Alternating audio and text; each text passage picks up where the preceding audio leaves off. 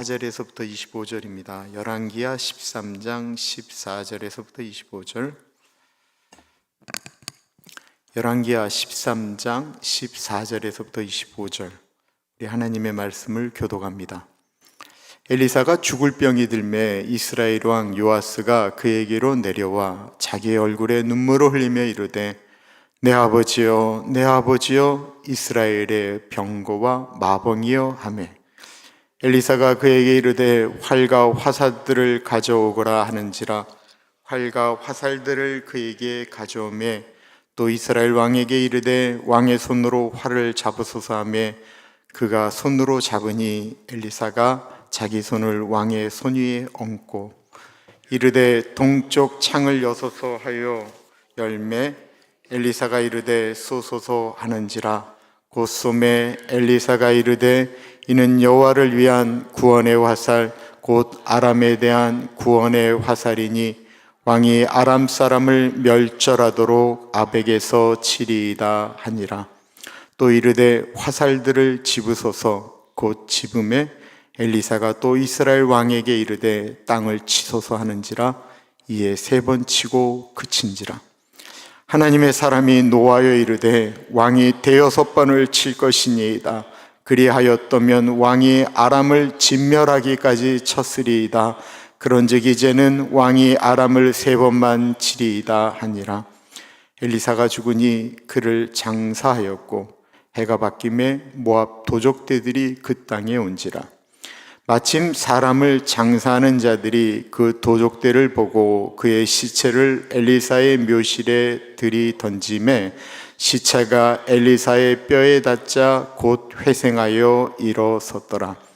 요아스 왕의 시대에 아람 왕 하사엘이 항상 이스라엘을 학대하였으나 여호와께서 아브라함과 이삭과 야곱과 더불어 세우신 언약 때문에 이스라엘에게 은혜를 베풀며 그들을 불쌍히 여기시며 돌보사 멸하기를 즐겨하지 아니하시고 이때까지 자기 앞에서 쫓아내지 아니하셨더라. 아람의 왕 하사엘이 죽고 그의 아들 베나닷이 대신하여 왕이 되매 요아스의 아들 요아스가 하사엘의 아들 베나단의 손에서 성읍을 다시 뺏었으니 이 성읍들은 자기 부친 요아스가 전쟁 중에 빼앗겼던 것이라. 요아스가 베나닷을 3번 쳐서 무찌르고 이스라엘 성읍들을 회복하였더라. 아멘. 우리가 읽는 열왕기상 또 열왕기하는 이스라엘이라고 하는 나라가 우리 대한민국처럼 남북으로 쪼개져서 있었던 수백 년의 역사 가운데 왕을 중심으로 왕이 어떻게 하나님을 섬겼느냐에 따라서 그 나라가 어떻게 됐는지를 알려줍니다. 특별히 열왕기하는 이 북이스라엘을 중심으로 기록을 하고 있습니다.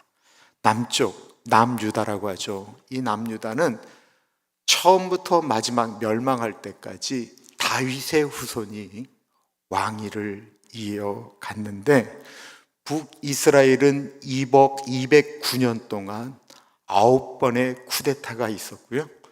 8왕조가 다스렸습니다. 그 중에 우리가 북이스라엘 하면 그냥 확 들어오는 몇몇 왕이 있는데 그건 자주 등장하는 북이스라엘을 만든 여로보암 왕과 오므리 왕조, 이 오므리 왕조라보다는 오므리의 아들 아합이 나라를 이끌었던 그 오므리 왕조라고 하거든요. 그 4대의 왕조. 그리고 이 오므리 왕조를 쿠데타를 일으켜 무너뜨린 예후라고 하는 왕조로 우리는 이해할 수 있습니다. 이 하나님이 이스라엘이 왜 쿠데타가 일어났냐면 처음 이 북이스라엘을 만들었던 그 여로보암이 이스라엘 백성들이 남유다의 절기 때마다 내려가서 예배 드리는 것이 두려워서 남쪽에 있는 단과 맨 북쪽에 있는 베델에다가 금송아지를 만들어 놓고 여기가 하나님의 전이니 여기서 예배를 드려라 라고 이야기를 했던 것이죠. 근데 북이스라엘 왕이 그 여로보암의 길을 갈 때마다 그게 심해지면 쿠데타를 일으켰어요. 그 쿠데타를 일으킨 건 여로보암의 길을 가지 않겠다라는 것인데, 막상 왕이 되면 너무 두려운 거죠. 내 백성들이 저 남유다에 가서 예배를 드리다가 남쪽으로 내려가서 살면 어떻게 될까? 이 두려움 때문에 왕들이 하나님을 신뢰하지 못하고 단과 베델에 있는 그 성전을 허물지 못한 것입니다. 그런데 이 단과 베델을 떠나서 우상 숭배가 가장 극심하였던 그 아합 왕 때는 하나님께서 예후라고 하는 사람을 세워서 쿠데타를 일으키게 되는데, 이 예후는 북이스라엘에서 바알을 섬기는 제사장들 그 아합의 왕조를 완전히 다 쓸어버리게 됩니다. 그러자 열왕기하 10장에 하나님께서 이런 약속을 하시죠. 여호와께서 예후에게 이르시되 내가 나보기에 정직한 일을 행하되 잘 행하여 내 마음에 있는 대로 아합 집에 대행하였은즉 내 자손이 이스라엘 왕위를 이어 4대를 지내리라 하시니라.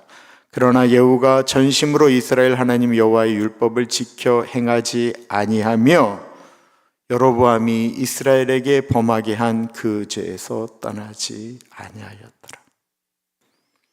이 얘기가 나오면 이제 또 쿠데타가 일어난다라는 거예요.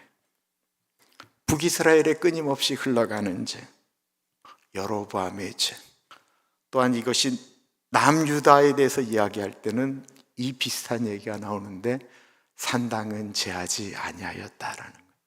이게 다 편리한 신앙생활을 얘기하는 거예요. 굳이 우리가 거기까지 내려갈 필요가 있는가라는 것입니다.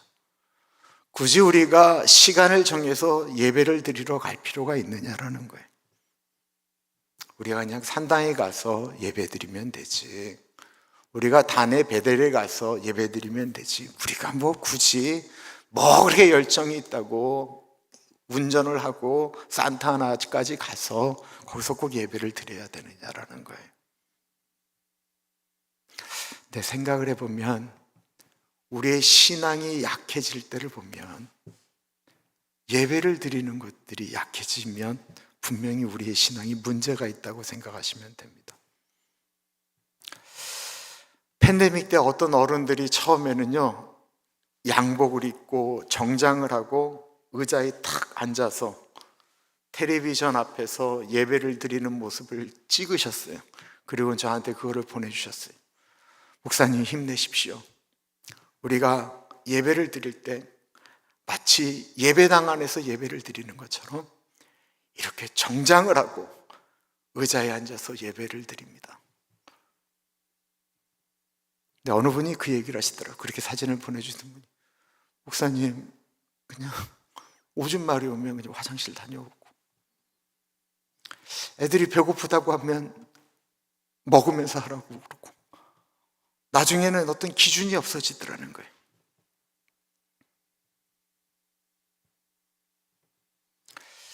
온라인으로 예배를 드리다 보면 좋은 것도 있는데 자꾸만 우리 입맛에 맞는 것들을 하게 되잖아요. 나는 저 목사님의 설교가 내 마음에 맞아 라고 얘기하는 게, 저도 그런 분들 설교 있거든요. 근데 그거를 클릭하는 거는 어떤 의미냐면, 내가 생각하는 걸 저 목사가 얘기해 주는 거예요. 그게 정답이에요. 그러니까 계속 그게 자기한테 좋은 거예요. 내가 원하는 걸 그 목사가 해주는 거예요. 좋던 나쁘던 말입니다. 예후가 죽었습니다.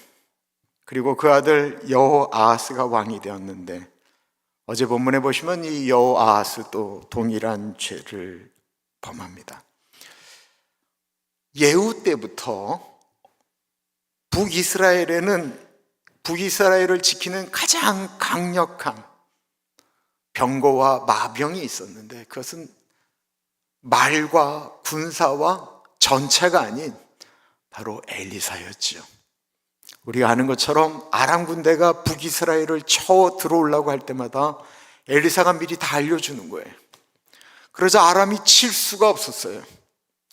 그런데 열왕기하를 보시면 어느 순간부터 아람이 북이스라엘을 쳐서 나라를 쪼개는데 엘리사가 더 이상 알려주었다라는 이야기가 나오지 않을 뿐만 아니라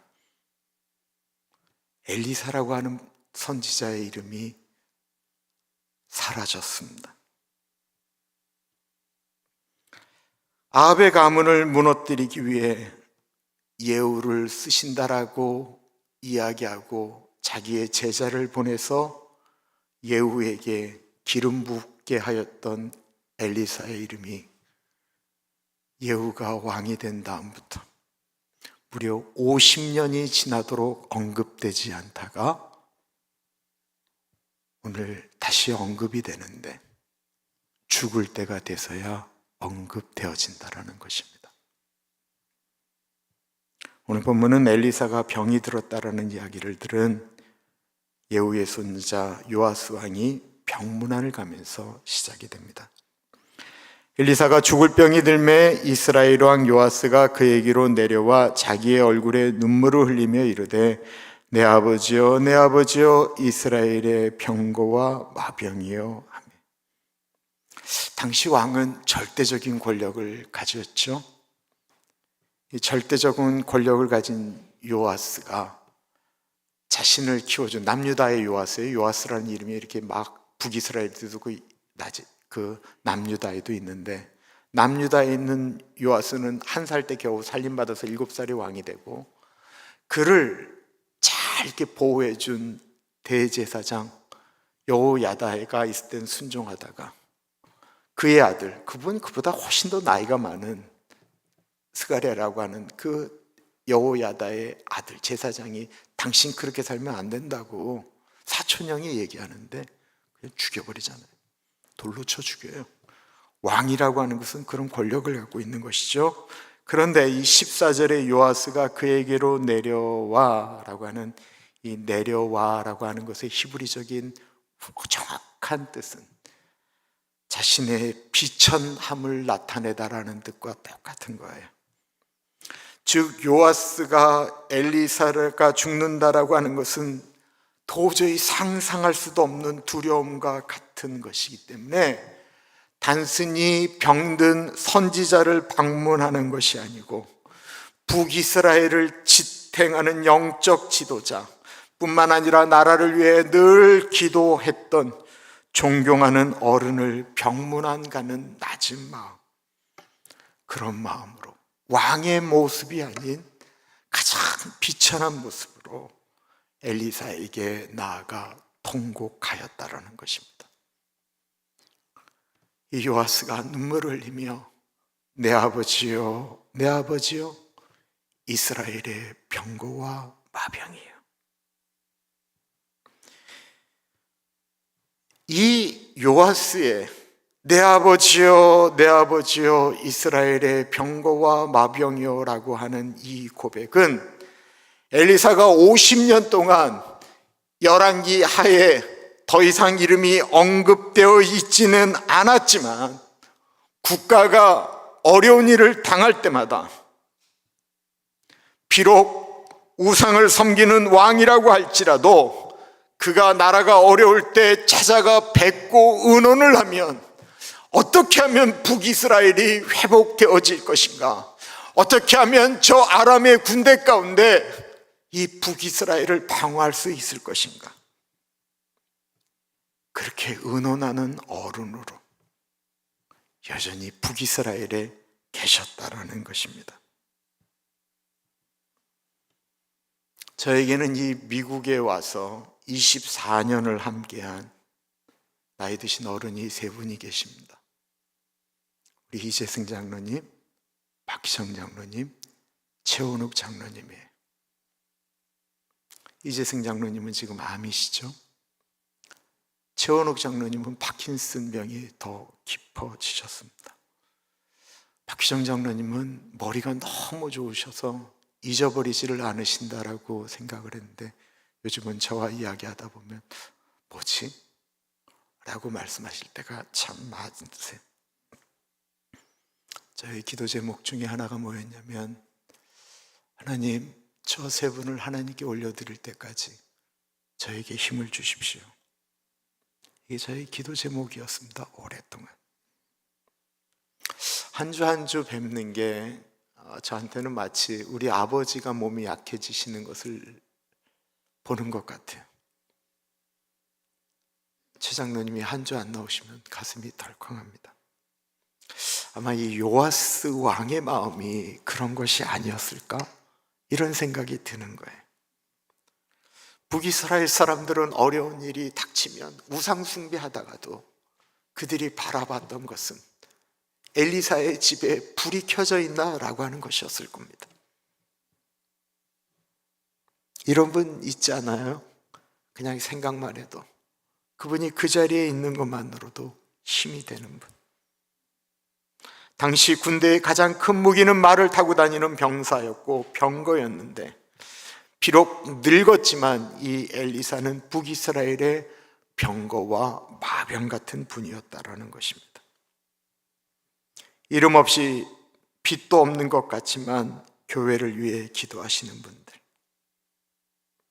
그냥 자리에 앉아 계시는 것만으로도 힘이 되는 분들. 저는 토요일 이 자리에 계신 분들이 지금 온라인으로 예배 드리시면서 내일 예배를 위해 함께 기도하시는 분들이 바로 오렌지 가나안 장로교회의 병거와 마병이라고 생각을 합니다.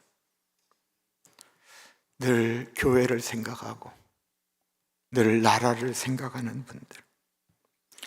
엘리사의 눈에 요아스는 신실한 왕은 아니었지만, 여로보암의 길을 걷는 왕 중에 하나였지만, 그럼에도 불구하고 자신이 떠나가면 그 북이스라엘을 지키는 유일한 왕이 될 텐데 걱정입니다.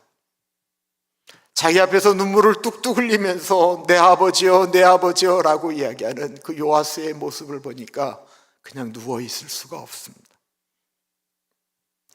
억지로 힘을 주어 몸을 일으킵니다. 그리고 사람들에게 명령해서 화살과 활을 가져오라고 이야기를 합니다. 그리고 요아스 왕에게 왕이여, 화살과 활을 잡으십시오라고 말씀드립니다. 엘리사가 그에게 이르되 활과 화살들을 가져오소서 하는지라. 활과 화살들을 그에게 가져오매 또 이스라엘 왕에게 이르되 왕의 손으로 활을 잡으소서 하매 그가 손으로 잡으니 엘리사가 자기 손을 왕의 손 위에 얹고. 엘리사는 요아스에게 활과 화살을 가져오라고 말한 후에 활을 잡은 그 요아스의 손에 자신의 손을 이렇게 포갭니다. 손을 포갠다라는 것이 어떤 의미일까요? 이 활을 쏘는데 활을 더 시위를 더 뒤까지 당길 수 있도록 힘을 더하겠다라는 것일까요? 곧 죽을 사람이요? 그 능력이 있습니까?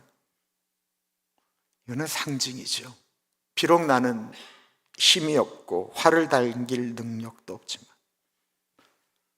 지금 나는 요아스 왕과 함께 하나님의 은혜로 이 북이스라엘을 위해 아람을 향해 쏜다라고 하는 의미입니다. 성경에 손이라고 하는 것은 때때로 힘 혹은 도움이라고 하는 의미로 사용되어졌습니다. 민수기 11장 23절 여호와께서 모세에게 이르시되 여호와의 손이 짧으냐? 내가 이제 내 말이 내게 응하는 여부를 보리라. 힘으로 나타내는 거예요. 또 에스라 7장 9절에 보면 첫째 달 초하루에 바벨론에서 길을 떠났고 하나님의 선한 손에 도우심을 입어 다섯째 달 초하루에 예루살렘에 이르니라. 돕는다라는 의미예요. 그러니까 엘리사가 손을 포개서 활을 쏘아 그 능력이 나타났다라고 이걸 해석하기보다는 하나님의 손이 함께 하시고 이 화살을 쏘는 것은 하나님이 지금 하시는 것입니다. 걱정하지 말라라고 하는 의미죠. 저는 안수기도를 좀 불편해합니다. 젊은 목회자들이 그 나이 드신 어른들 안수한다고 머리 위에 손 넣고 막 기도하고 이렇게 때리고 하는 거를 어릴 때도 제가 참 불편하게 생각했어요. 그래서 장로 임직이나 직사 임직 때 머리에다 감히 손은 못 얹고 저는 어깨에다가 이렇게 손을 얹습니다. 그런데 사실 성경적인 것은 아니에요. 뭐 어디다 얹으면 어떠냐라고 이야기할 수 있고 그럴 수 있습니다. 사실 우리가 손을 얹는다라고 하는 것은 이게 내 손이라고 해서 얹는 게 아니에요. 우리가 얹는 손이 이게 다 죄된 손인데, 못난 손인데, 부족한 손인데 우리가 무슨 손을 얹어서 안수한다고 이게 무슨 능력이 있겠어요? 안수할 때 이 손은 사람의 손으로 생각하는 것이 아니고 이 손과 함께하는 성령님의 손이라고 생각하고 안수하는 것입니다. 엘리사의 손에 능력이 있는 것이 아니고 하나님이 함께 하시기 때문에 능력이 있는 것입니다.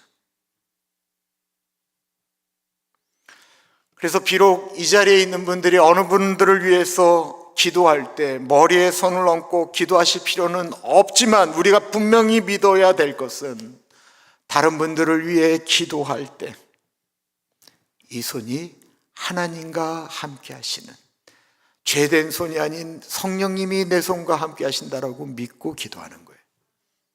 우리 자녀들을 위해서 기도할 때도 내 손에 능력이 있는 것이 아니고 내 손과 함께 하시는 성령님이 함께 하심을 믿고 자녀들을 위해서 축복 기도하는 것입니다. 우리가 예수 이름으로 찬양하고 예수 이름으로 기도할 때 우리의 입과 입에 능력이 있는 것이 아니고 예수 이름의 능력이 있기 때문에 우리가 예수의 이름을 부르는 것 아니겠습니까? 17절에 이르되 동쪽 창을 여소서 하여 곧 열매 엘리사가 이르되 쏘소서 하는지라 곧 쏘매 엘리사가 이르되 이는 여호와를 위한 구원의 화살 곧 아람에 대한 구원의 화살이니 왕이 아람 사람을 멸절하도록 아벡에서 치리이다 하니라. 요아스에게 창을 열라고 하고는 왕이시여 동쪽을 향해 활을 쏘십시오라고 말을 합니다. 그리고 요아스가 활을 쏘자 믿음의 예언을 합니다. 하나님이 하실 승리의 화살입니다. 아람을 이길 화살입니다. 왕께서 아람의 요새 아벡을 쳐서 완전히 진멸시키도록 하실 하나님의 화살입니다. 두려움과 슬픔에 떠는 왕에게 얼마나 위로가 되는 말씀이겠습니까? 요아스의 손을 잡았던 엘리사의 손이 힘없이 떨어집니다. 그리고 거친 숨을 쉬면서 요아스에게 다음 말을 합니다. 또 이르되 화살들을 집으소서. 곧 집음에 엘리사가 또 이스라엘 왕에게 이르되 땅을 치소서 하는지라 이에 3번 치고 그친지라. 요아스는 단 3번을 쳤습니다. 그러자 엘리사가 힘없이 곧 돌아가실 노인이 악을 쓰면서 소리를 지르며 요아스 왕을 책망합니다. 하나님의 사람이 노하여 이르되 왕이 6번을 칠 것이니이다. 그리하였다면 왕이 아람을 진멸하기까지 쳤으리이다. 그런즉 이제는 왕이 아람을 3번만 치리이다 하니라. 저는 어릴 때 저희 집에 정말 이렇게 두꺼운 이야기 성경 이렇게 책이 있었어요. 장절이 있는 것이 아니고 창세기부터 요한계시록까지가 이렇게 그냥 이야기식으로 이 소설처럼 쭉 기록되어져 있는 책인데 제가 정말 되게 재밌게 봤어요. 어떻게 보면 지금 제 머릿속에 있는 이 성경적인 구조는 그 책을 많이 봤기 때문에 제 머릿속에 있다라고 생각되어질 정도로 제가 정말로 많이 읽었어요. 근데 제가 읽을 때마다 그 어린 나이에도 이 부분이 제일 이해가 안 갔어요. 뭐 여러 부분들이 이해가 안 갔지만 이 부분은 정말 저한테 이해가 안 가는 것이었습니다. 처음부터 화살로 많이 치라고 이야기하면 왕이시여 많이 치세요라고 이야기하면 10번도 치고 20번도 치고 이게 아람을 이길 방법이라고 해가면 아마 요람 왕이 100번도 아니면 팔이 떨어져 나갈 때까지 쳤지 않았겠습니까? 그런데 그냥 화살을 들어 치라고 하는 거예요. 그런데 치라고 했는데 3번 쳤다고 화를 내는 게 여러분 맞습니까? 저는 만약에 제 어린 나이에 엘리사가 화살을 들어 땅을 치세요 그럼 저는 그냥 한 번 쾅 쳤을 것 같아요. 저는 도리어 3번 친 요아스가 왜 욕을 먹지? 라는 생각을 하면서 이 부분을 읽었습니다.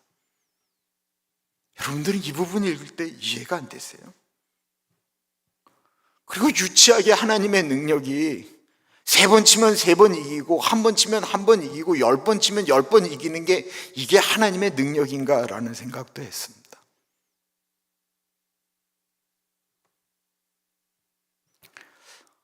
그런데 문병하러 왔다가 엘리사에게 혼나고 있는 요아스 왕이 아무런 대꾸도 못하고 있는 거예요. 곧 엘리사가 죽기 때문일까요? 오늘 본문은 그것을 말하려고 하는 것이 아닙니다. 이 분위기를 한번 생각해 보세요. 화살로 땅을 치라고 하기 전에 엘리사가 했던 행동들. 왕이시여 활과 화살을 가져오십시오. 저 아람이 보이는 동쪽 창문을 여십시오.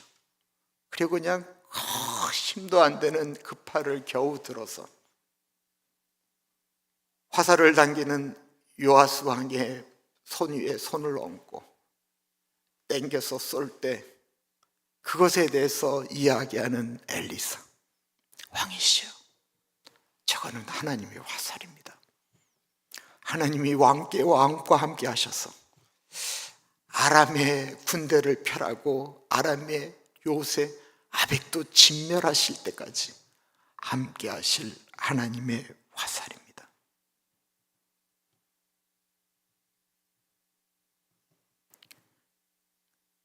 다 죽어가는 노정이 하나님의 이름을 부르면서 이야기하는 그 이야기들, 그 행동들, 그러면서 땅을 치라고 이야기할 때 그게 어떠한 의미가 있는지 이게 왜 요아스는 느끼지 못하는 것입니까? 더 중요한 것은 모르면 물어봐야죠. 이번에 화살로 땅을 치라고 하는 것은 어떤 의미입니까? 얼마나 칠까요? 이 묻지 않는 요아스의 마음은 무엇입니까? 하나님에 대한 믿음? 아니, 하나님을 알고 싶어 하는 믿음. 하나님에 대해서 알고 싶어 하는 마음이 전혀 없는 거예요. 하나님이 어떠한 분인지, 하나님이 우리를 얼마나 사랑하시는지, 하나님이 얼마나 거룩한 분인지, 이 열왕기하를 볼 때마다 여로보암의 길로 가는 왕들의 마음을 보면 그들은 하나님에 대한 궁금함이 전혀 없습니다.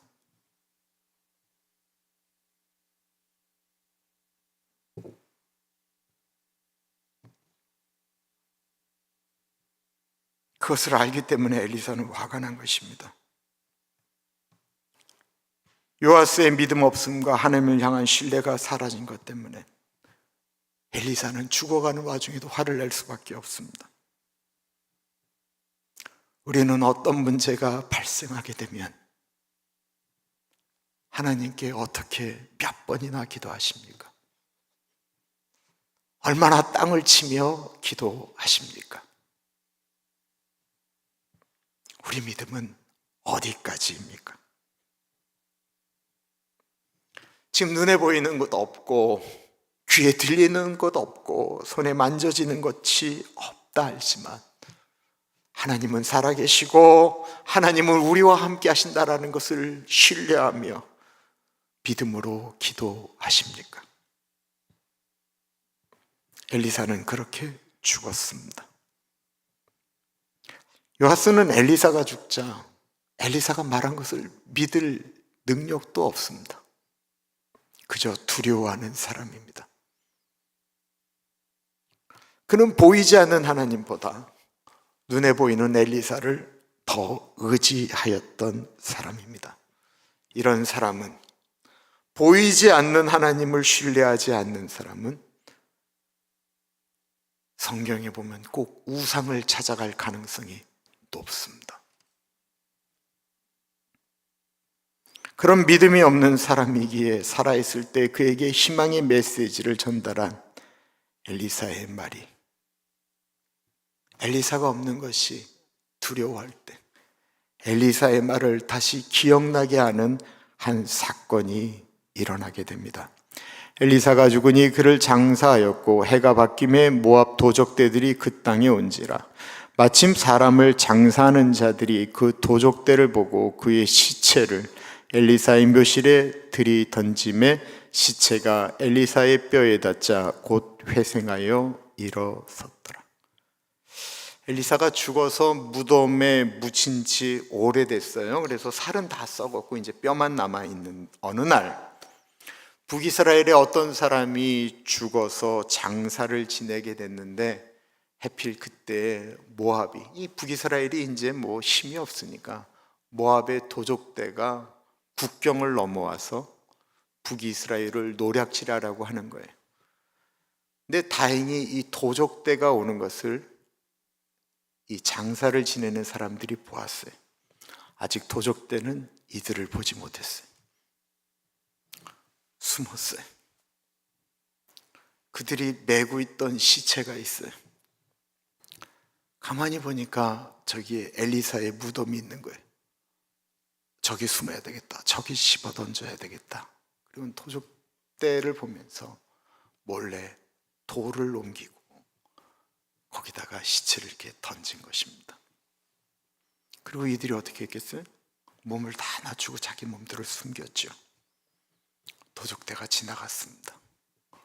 그리고 몸을 일으켰는데 놀랍게도 엘리사에게 시체에 집어던진 그 죽은 시체가 뼈만 남아있는 엘리사의 뼈에 닿는 순간 이 죽었던 사람이 살아났다라는 것입니다. 이게 죽었다가 살아난 사람에 대한 이야기를 하고 싶은 것일까요? 이것을 누가 지금 본 거예요? 북이스라엘 사람들이 본 거예요. 이런 얘기는요, 순식간에 북이스라엘로 퍼져나가죠. 죽은 사람이 이미 오래전에 죽은 엘리사 선지자의 뼈에, 뼈다귀에 닿는 순간 살아났습니다. 북이스라엘로 쫙 퍼지면서 그 이야기는 궁에 있는 요아스의 귀에도 들렸을 것입니다.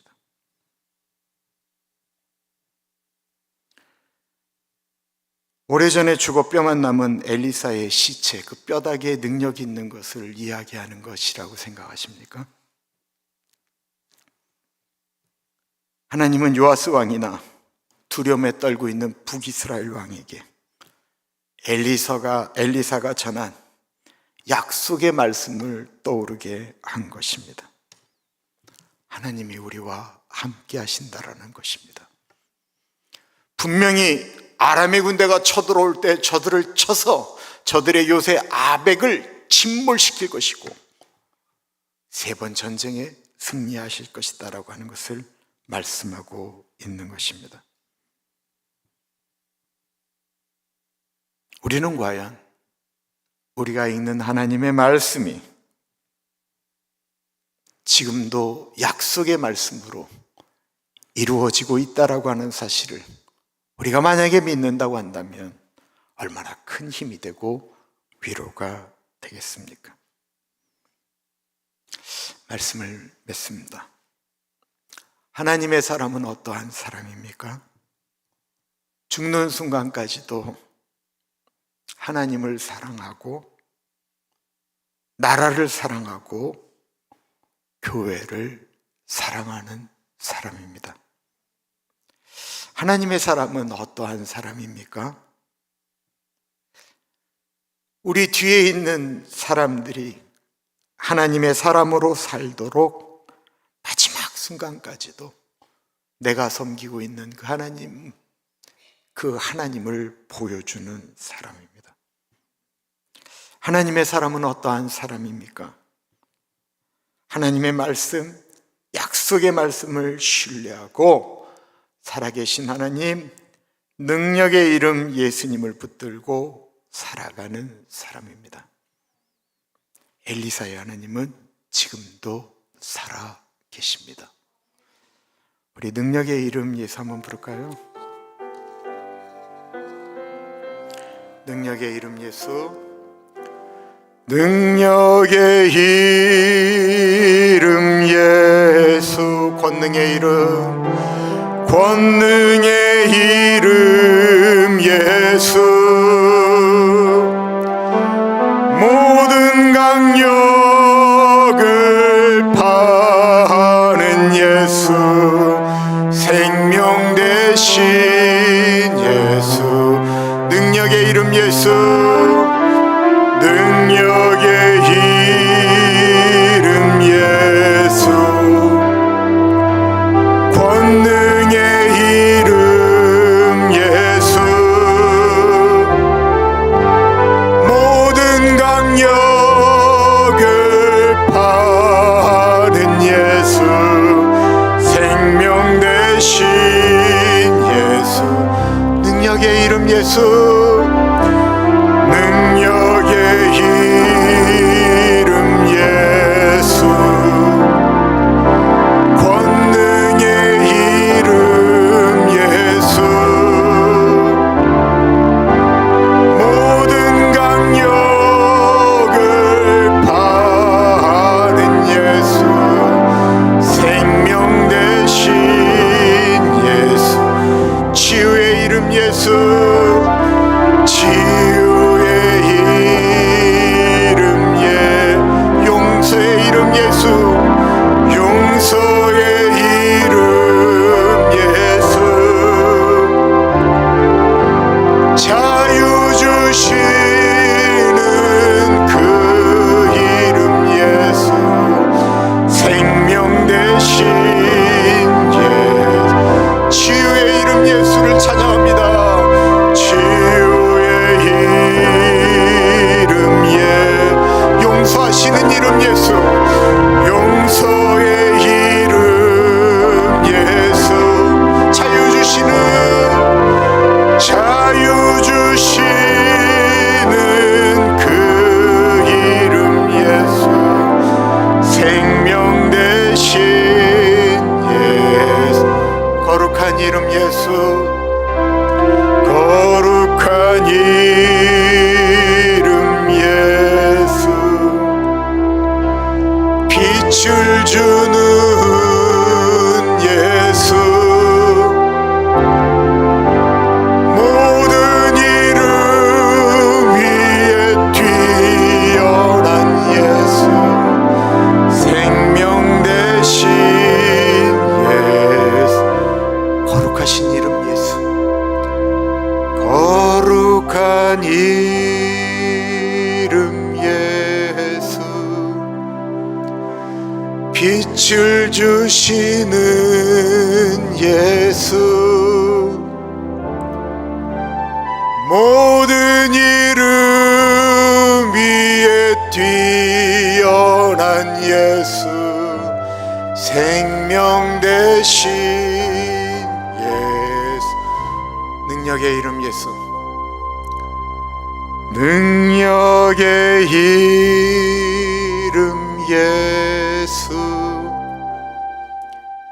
권능의 이름 예수. 모든 강력을 파는 예수. 생명 대신 예수. 우리가 예수의 이름으로 기도할 때 나의 기도가, 만약에 우리가 예수의 이름으로 기도하는 나의 기도가 나의 자녀들을 살릴 수만 있다고 한다면, 내가 예수의 이름을 부르며 기도하는 그 기도 때문에 우리 교회가 살아날 수만 있다고 한다면, 만약에 예수의 이름을 부르며 기도하는 내 기도가 이 나라를 살릴 수만 있다고 한다면 어떻게 우리가 기도를 안 하겠습니까? 내 기도에 그런 능력이 있는데, 내가 부르는 예수의 이름에 능력이 있기 때문에, 내가 부르는 예수의 이름에 능력이 있기 때문에 내 아이들이, 내 가정이, 내 교회가, 내 나라가 살아날 수만 있다고 한다면 어떻게 우리가 기도 안 하겠습니까? 내 기도가 살릴 수 있다라는 거예요. 시간에 기도하겠는데요, 이 미국, 대한민국, 오렌지 가나안 장로교회, 내 가족, 내 자녀들, 그들을 살리겠습니다 라고 하는 마음으로 예수의 이름을 부르면서 우리 함께 기도하겠습니다. 존귀하신 하나님 아버지, 예수의 이름에 능력이 있음을 믿습니다. 능력의 이름 예수, 생명의 이름 예수, 구원의 이름 예수, 치유하시는 예수, 자유케 하시는 예수, 능력의 이름 예수, 용서의 이름 예수, 아버지, 그 예수의 이름을 부르며 하나님, 우리 내 자녀들을 축복하며 기도합니다. 하나님 아버지, 우리 자녀들을 살려주십시오. 우리 자녀들을 살려주옵소서. 우리의 자녀들을 살려주시고, 아버지, 우리의 가정을 살려주시고, 아버지, 우리 가나안 교회를 살려주시고, 내 나라, 내 민족 대한민국과 우리가 살고 있는 이 미국을 살려주옵소서.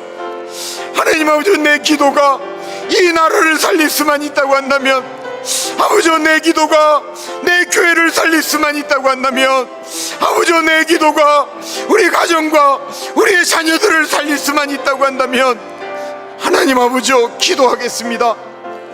아버지, 예수의 이름을 부르며 기도하겠습니다. 아버지, 기도하는 우리가 되어지기를 기도합니다. 기도할 때마다 아버지, 우리에게 주의 영을 허락하여 주시고, 주의 은혜로, 주의 성령으로 기도하는 우리들이 되어질 수 있도록 하나님 아버지와 같이 하여 주옵소서. 우리 입술에 능력이 있는 것이 아니고 예수의 이름에 능력이 있는 것을 믿기 때문에 예수의 이름을 부르며 기도하는 우리들에게 하나님 아버지 같이 하여 주시기를 기도합니다. 주님, 우리에게 늘 그 마음을 허락하여 주옵소서. 내가 기도해서 우리 자녀들이 살아날 수만 있다고 한다면, 하나님, 내가 기도해서 우리 교회가 아버지여 살아날 수만 있다고 한다면, 하나님, 내가 기도해서 내 나라, 내 민족이 살아날 수만 있다고 한다면, 하나님, 기도를 쉬는 죄를 아버지 범하지 않겠습니다. 하나님 아버지, 우리 사랑하는 교우들에게 하나님 아버지여 그 성령 하나님의 은혜, 기도의 영을 부어주시기를 기도합니다. 하나님 아버지 같이 하여 주십시오. 하나님 아버지 같이 하여 주시옵소서. 하나님 아버지 같이 하여 주십시오.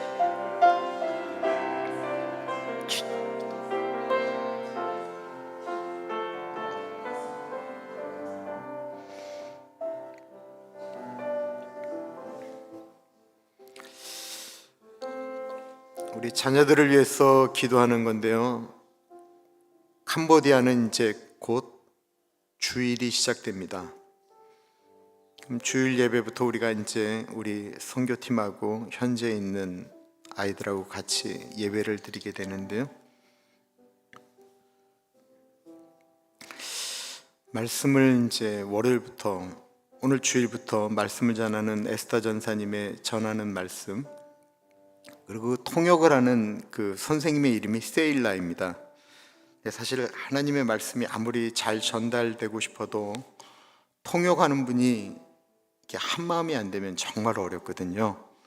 그래서 에스더 전사님 전하는 말씀과 세일라 선생님의 마음이 한 마음으로 이렇게 잘 돼서 마치 캄보디아인이 현지 언어로 설교하듯이 그렇게 잘 전달되어질 수 있도록, 특별히 부흥회는 캄보디아 선생님들을 위해서 하는 것인데 32명 중에 28명이 불교 신자입니다. 좀 좋은 것은 우리가 가는 선교팀이, 우리가 보기엔 어린아이들이지만 그 캄보디아에 있는 학생들을 가리키는 선생님들하고 나이가 대부분 비슷해요. 그래서 이렇게 같이 어울리고 움직이면서 그 현지인들 마음 가운데, 선생님들 마음 가운데 저 젊은이들이 왜 여기까지 왔어? 우리들과 함께 이렇게 시간을 보내면서 이렇게 할까? 우리 아이들 마음 안에 있는 예수 그리스도가 그들에게 전달되어질 수 있도록, 아, 저 사람들이 예수 그리스도 때문에 우리에게 왔구나. 그 예수 그리스도에 대한 생각이 들어올 때 에스더의 전사님의 말씀이 더 잘 들릴 수 있도록. 모든 것들이 다 다르죠. 문화도 다르고 날씨도 다르고 잠자는 것도 다르고 다 다릅니다. 마지막 순간까지 물이 위에서 아래로 자연스럽게 흘러내려가듯, 앞에 바위가 있고 험난한 것들도 있지만 물은 무조건 위에서 아래로 흘러내려가는 것처럼 이 캄보디아에서 보내는 그 12일이 그렇게 흘러갈 수 있도록 위에서 기도 부탁합니다. 저희 8월 1일부터 3일까지 저희 교회에서 브릿지 미니스트리, 우리 학생들이 고등학교에서 대학교를 갈 때 주님을 그렇게 떠난다라고 이야기하는데, 그 아이들이 대학에 들어가기 전 마지막으로 보내는 이 방학 때 하나님과 우리 아이들을 이렇게 다리 놓는 그 브릿지 미니스트리 3일의 수련회가 교회에서 있습니다. 말씀을 전하는 앤디 김 목사님, 그리고 스태프들 가운데 같이 하여 주셔서 아이들이 대학을 가면서 그 가슴 속에 피 묻은 예수 그리스도를 품고 캠퍼스로 들어가서 세상의 사조 가운데 흔들리지 않고 사드락과 메삭과 아벳노고와 다니엘처럼 그들의 마음을 정하고 하나님의 사람으로 살게 해달라고 우리 캄보디아 미션과 브릿지 미니스트리를 위하여 기도하겠습니다. 존귀하신 하나님 아버지, 캄보디아 선교 가운데 같이 하여 주셨기를 기도합니다. 하나님 아버지, 에스더 전사님, 이은희 집사님, 우리 학생들 한 사람 한 사람 가운데 같이 하여 주시기를 기도합니다. 오늘 주일부터 아버지 예배를 드릴 때 하나님 같이 하여 주시기를 기도합니다. 하나님 아버지, 우리 에스더 전사님 말씀을 전할 때 통역하시는 세일라 선교사 선생님과 아버지 두 사람이 한 마음이 되어서 아버지 말씀을 전하고 아버지 그것이 통역되어서 갈 때 마치 캄보디아 목회자가 아버지 설교를 하는 것처럼 아버지 그렇게 흘러갈 수 있도록 인도하여 주시기를 기도합니다. 우리 캄보디아 미션 팀과 아버지 캄보디아에 있는 어린아이들과 캄보디아의 선생님들이 어울려서 하나님 아버지 그 일들을 함께 진행해 나갈 때 하나님 아버지 우리 아이들 안에 있는 예수 그리스도, 십자가에 매달려 죽으신 예수 그리스도, 우리를 위하여 죽으셨을 뿐만 아니라 캄보디아를 위해서도 십자가를 지신 그 예수 그리스도, 캄보디아의 악역 놓은 한 사람 한 사람을 사랑하시며 그들의 영혼을 부르시는 예수 그리스도, 아버지 그 예수 그리스도가 그 아이들에게 전달되어질 수 있도록 아버지 같이 하여 주십시오. 그때 아버지 복음을 전할 때 복음이 그들의 가슴 속으로 들어오는 놀라운 은혜가 있을 수 있도록 하나님 같이 하여 주셨기를 기도합니다. 아버지 날씨도 다르고 문화도 다르고 먹는 것도 다르고 모든 것들이 다 다릅니다. 그러나 동일하게 역사하시는 하나님 아버지, 하나님께서 그 필들을 사랑하셔서 그 땅 가운데 역사하시는 것을 믿습니다.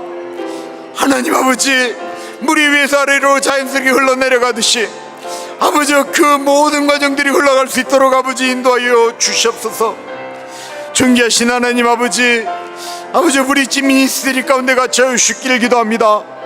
하나님 아버지 8월 2일부터 3일까지 있는 그 브릿지 미니스트리를 통하여 대학교로 가기 전 아이들의 마지막 그 골든타임에 하나님 아버지 예수 그리스도를 경험하고 십자가 더욱더 단단히 붙들 수 있도록 인도하여 주시며 아버지 앤디 김 목사님과 여러 스태프들 한 마음으로 움직일 수 있도록 하나님 인도하여 주시고, 주수할 것은 너무나도 많은데 주수할 일꾼이 부족하니 하나님께 구하라고 말씀하신 하나님 아버지, 이 일을 같이 할 사람들과 아버지 사람들을 보내주시면 하나님 그들을 위하여 움직였사오니 그들을 변화시키고 바꾸어 주시기를 간절히 기도합니다.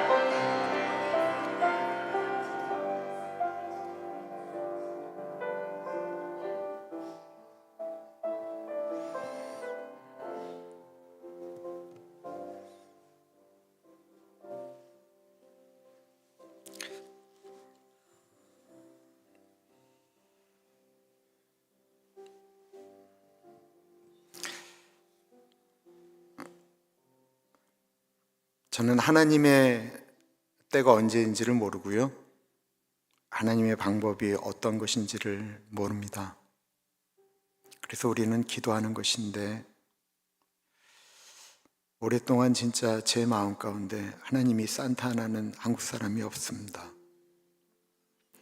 산타 하나는 교회하기가, 한인교회 하기가 너무 어렵습니다. 거리적인 문제가 있습니다. 근데 어느 분이 이런 말씀을 하셨어요. 목사님, 이제 우리 교회가 그런 얘기 좀 안 했으면 좋겠습니다.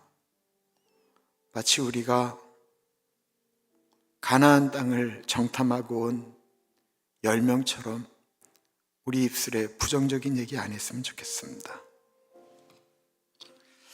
저는 그래도 한인들이 있는 곳에 하나님의 교회가 있으면 얼마나 좋을까라는 생각을 하는데요, 이제는 어쨌든 그런 생각 안 하려고 그래요. 예배를 드릴 때마다 저 차를 타고 저 철문을 통과할 때 덜컥 소리가 날 때마다 그 덜컥 소리가 가슴이 덜컹하는 소리가 아닌 하나님께서 우리를 클릭하시는 은혜의 소리.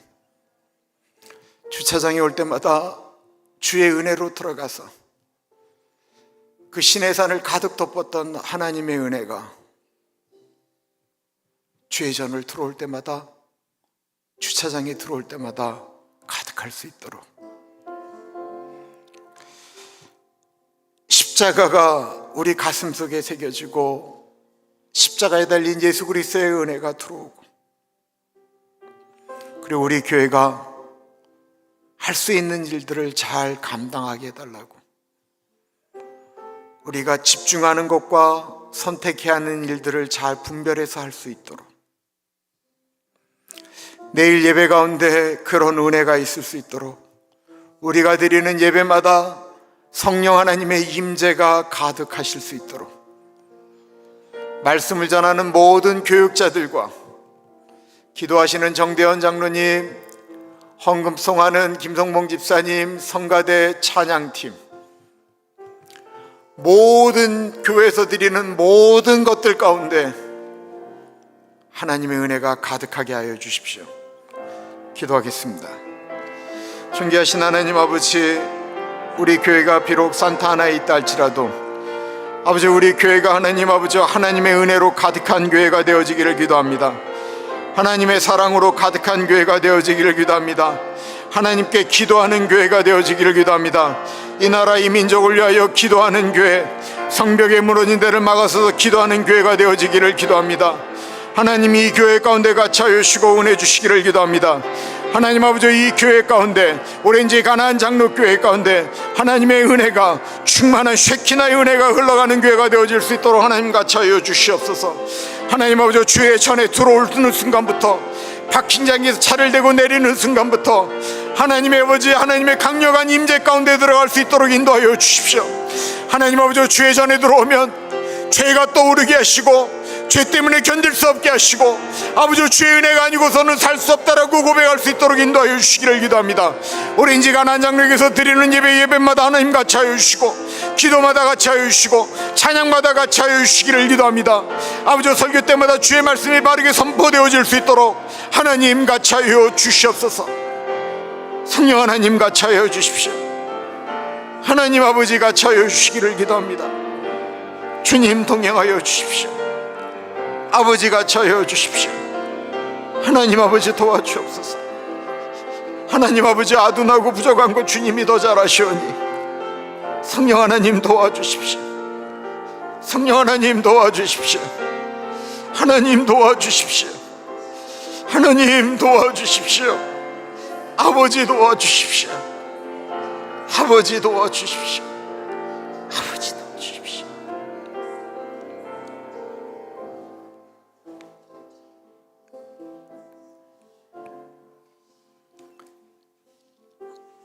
존귀하신 하나님,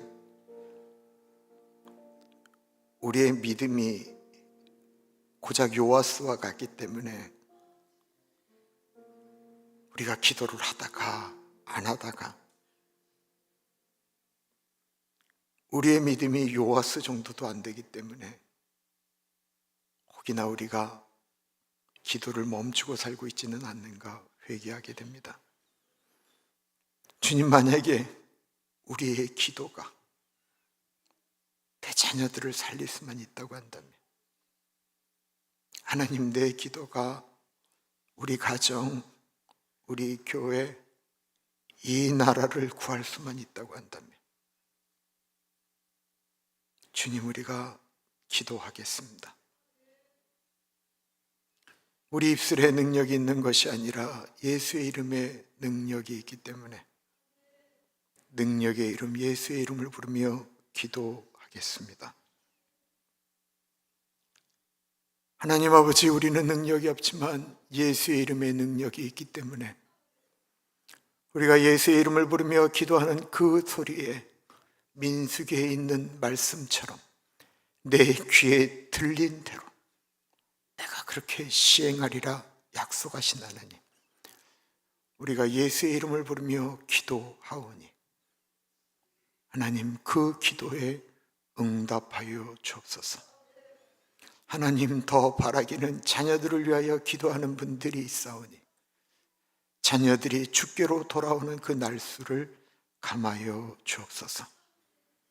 캄보디아에서 선교하는 우리 사랑하는 우리 아이들, 비록 우리가 몸은 떨어져 있지만 우리의 몸이 가치가 있습니다. 마음이 가치가 있습니다. 은혜가 가치가 있습니다. 하나님, 우리가 마치 요아스의 손에 엘리사의 손이 얹어진 듯 주님, 우리가 기도로 지원합니다. 내일의 예배 가운데 하나님 같이 하여 주시되, 하나님, 죄인들이 모여있는 곳에 은혜가 있다고 하지 않으셨습니까? 주님, 그 은혜를 구합니다. 죄전에 들어오는 분들마다 자신의 부족함이 견딜 수 없어서 주님께 자복하게 하시고 주의 임재 가운데 들어갈 수 있도록 같이 하여 주옵소서.